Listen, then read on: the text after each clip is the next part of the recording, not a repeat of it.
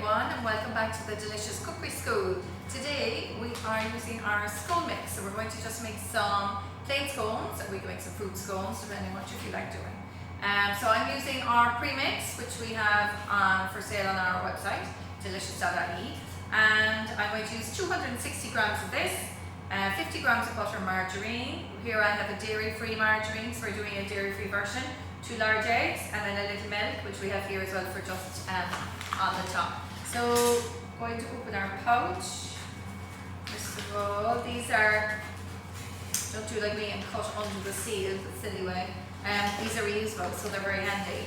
And even if you haven't got enough for 2 mixes in the second lot, you can always do a half of it, or buy 2 or 3 pouches, and then you've plenty, they hold forever. Okay, so I'm looking for 260 grams. I'm using my weighing scales. With my bowl on it, make sure that the weight with the bowl on it is 0, so you're not weighing the bowl. And I'm weighing out 260 grams here. Carefully, I think I could have done with a bigger bowl. I love these little porcelain bowls, I love using these. They're really nice and old fashioned, even if they are too small. It's 100, okay. Okay, so it's 200 grams, obviously not enough. I'm putting 200 in, and then I have 60 to go. So this is the how not to weigh it out. Okay, I get a decent sized bowl. Anyway, 1 second now. So that's 200, and then we have 60 grams. So making sure my weighing scales is at 0 again anyway, okay? And off we go. Now before you do anything, obviously you have to put your oven on. So mine is on in the background here, and my oven is set to 165, which is quite cool. You will need to be at 190 degrees at home, which is gas mark 5. Which is a moderate oven, so 375, a moderate oven. This is a more commercial oven, so it's obviously much softer and much hotter, so it doesn't need to be at the same heat as you at home. And also it has the advantage of having steam. Now a lot of the modern ovens have that, the funky ones that you can get. So if you have the choice to bake on heat and steam, I would, because it gives you a bit of an extra rise. And with all things gluten-free, when you've taken the gluten out, they don't have that elasticity to help them to jump up. So the steam on the oven is very good for that. If you don't have it, don't worry. What you can do is use a boiled kettle and put a pan of water in the base of the oven, right on the floor, and then into that you pour your boiling water, and while you cook your cakes, that boiling water just becomes steam and it gives your cakes a bit of a kick, a bit of a lift. Anyway, so there you go, there's a little trick. So back to here, so we're making our scones, we have our mix, and I just put in my 50 grams of dairy-free margarine, because we always are concerned about dairy-free down here. We're looking after a lot of people with dairy-free needs. If you don't need that, then you can cook them with butter, bake them with butter, or one of the standard margarines, but we always like to make sure that it's free from as many things as it can be. And so we're doing 2 things. You're trying to make this into breadcrumbs. So you're like this, so you're, I suppose, what would you call that? This is, I suppose, just rubbing it, and the other way you're trying to break down the margarine. What you're trying to do is break the lumps of the margarine down so that it's completely interspersed amongst the flour mix, if that makes sense. So we're not there yet, you see it's still quite lumpy, and there are little lumps of margarine, so you've got to bring it down so that it looks like breadcrumbs. So, and you do this by hand. I take off all my rings when I'm baking, because there's nothing worse than diamonds with the scone mix stuck in them. So off with the rings, and then you take it from there. So we're doing well here, nearly done. And I always like to do it in quite a nice size bowl, so I have room for moving around in it. And roll up the sleeves and off you go. So now you can make these with fruit scones, and I might actually, just to show you, pop in some sultanas. I had some sultanas earlier from another cake I was making, but I don't know, it doesn't matter. We'll just work with this. So here we go with our mix now. You see it's really coming down to being like crumbs.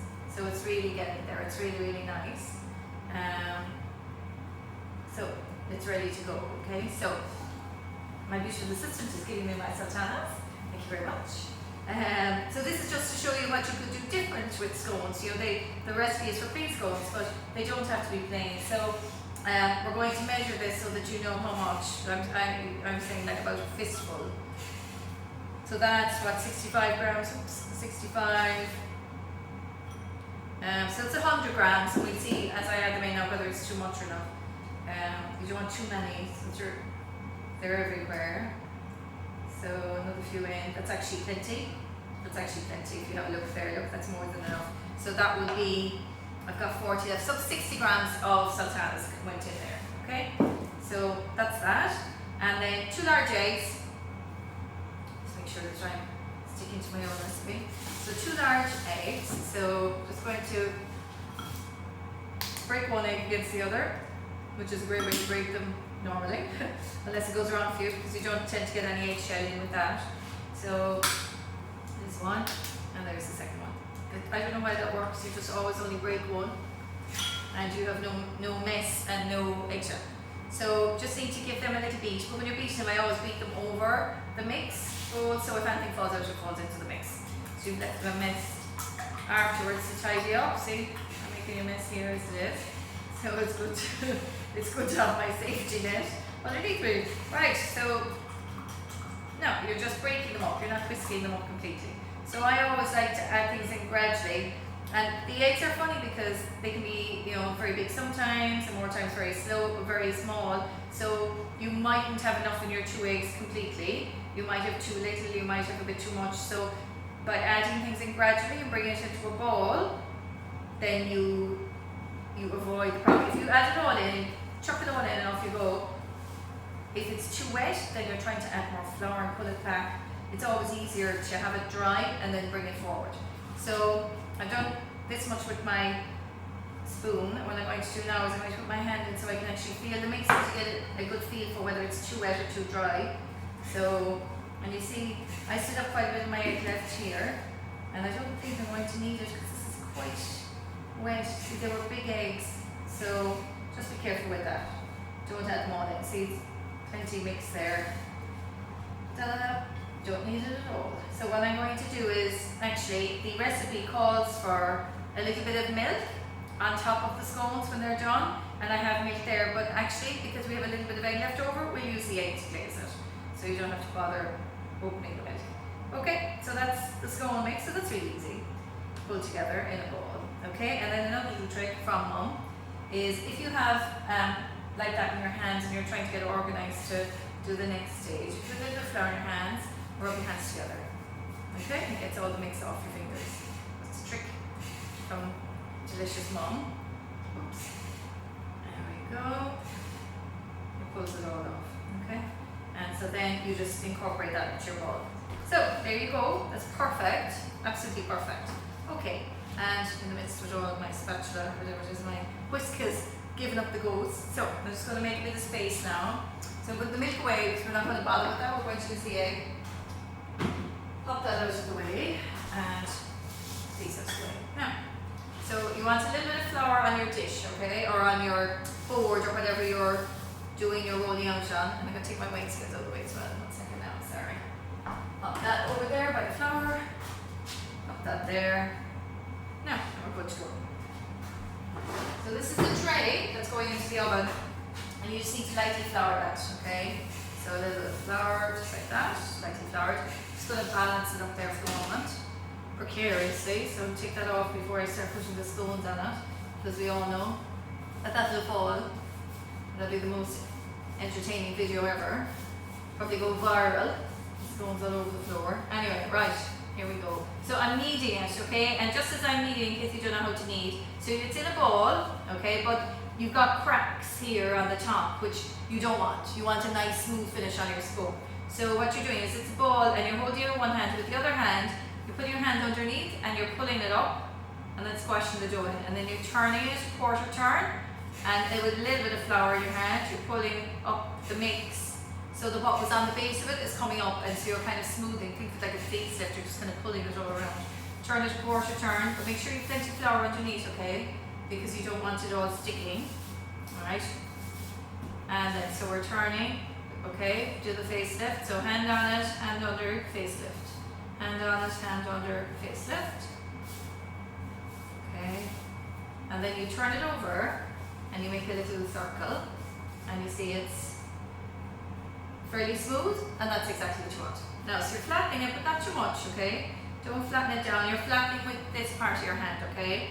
it's not the palm, what's that called? The heel of your hand. Okay, so like that. And then you have varying sizes. So I'm going to go with the middle size. Again, it is a bit of flour of the colour. And you're pushing down and you're cutting out. Okay? And that's a nice size. You can use little dinky ones if you're doing something like an afternoon tea thing. And you want them all kind of cute and little dinky kind of ones for a cake stand. But we're just going for slightly more functional scones for tea time. So if the sultanas get cut, just pull them off. Okay? And with these, so make sure your flour on that, that's the most important thing. And you're pressing down, okay, just pressing down, and then twisting. And that loosens out the other, and then pop it out like that, okay? So press, twist, and then pop it out. Okay, so 4 there, and then we're going back. Now they're quite big ones, they come up really nice actually. And then same again, so hand on top, doing your faces business. Okay, and turn it over and you see it's got nice and flat. Make it into a nice round ball. Press it out again, the heel of your hand. Here you go. Now you're only going to get, you might get 2 out of this before you have to go again. And see, I didn't press in hard enough now, so you got to stop these ground. Here you go. Probably won't fit one here. Let me see a bit, see if I can squeeze one out. Yeah. I'm getting lazy now, I don't want to be kneading it again. There we go, he's a bit thin now. He's a bit sad looking, is he? We'll see. We should have 8 out of this, I'd say. So they're quite big. That's what the packs say, that it makes 8 to 10. It's a round target, we're not too bad. So it gets harder to knead it as it gets smaller, it's kind of fiddly. But you get one nice one here. There we go. And see, I've really only a small dribble of dough left, so you know what, I'm going to make one decent one out of that other scrawny one. So here we go. Okay, so this is a bit better. Okay, so, and actually what I'm going to do is I'm putting him into the mold because he's not that big, and I'm kind of pressing it out to give it a decent shape for the last one. So there you go, and hopefully it'll look a bit more sensible there.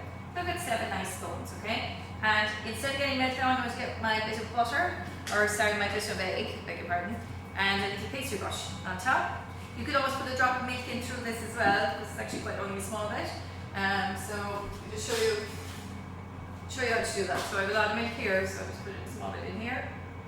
Okay, and I'm just going to mix that. So now you've got, it's called an egg wash, so it's the egg and the milk. So this is to give them a nice golden glaze. Try not to dribble it on your tray, because you'll have, it'll burn, a bit messy. But it's on the end of the world, see I've just done it there now. So here you go. This will be nice for tea time with a little strawberry jam. Oh bad.